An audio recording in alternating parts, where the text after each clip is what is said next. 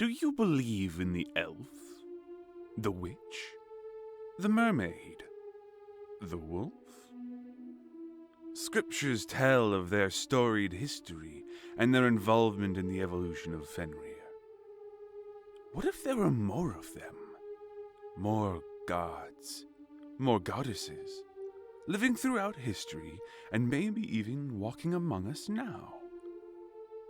Did they have more children? Are we living through a generation of hidden gods, false goddesses? Or are the rumors true? Are the gods and goddesses of old gone and never coming back? I was once among those who believed that the gods and goddesses were gone for good. Not necessarily that there was no hope, but just that us Fennins were now on our own.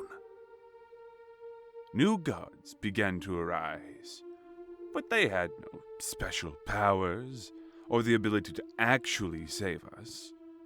These were mere Fennins, just like you and I, given their divinity through other Fennins' beliefs in them.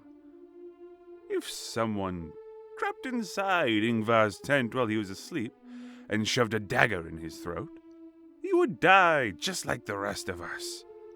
The same goes for Kazai. If you couldn't tell by my tone, I have no interest in their war.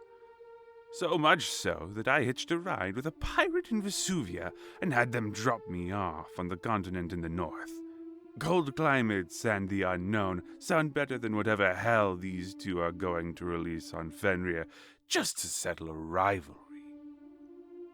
Isla, as the northern continent is called, has just as many rumors spread about it as the gods and goddesses, the cold being the most prominent among them.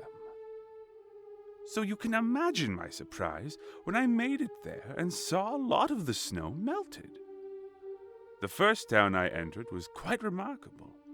I had never seen people so happy. A place they called Frirotoa.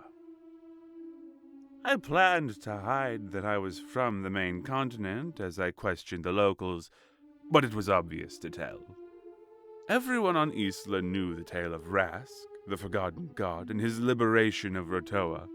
My ignorance gave away that I wasn't from these parts, but it didn't seem to bother anyone. The people were actually quite eager to share the stories with me. Mostly an enigma before he became their new savior, the discovery of Rask came in the form of a book in an underground library. Once, a few locals, who were being held as prisoners at the time, began to pray to Rask.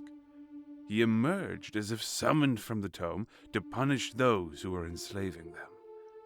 I escaped the main continent of Fenrir just in time to get away from the war and was immediately greeted with mystery and intrigue.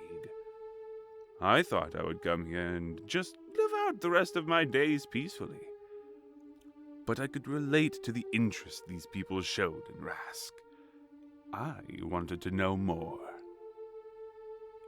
The gods and goddesses I heard about and learned about were long gone before I was born, so hearing about one that was present not long before I arrived in Isla has me just as excited as I am curious.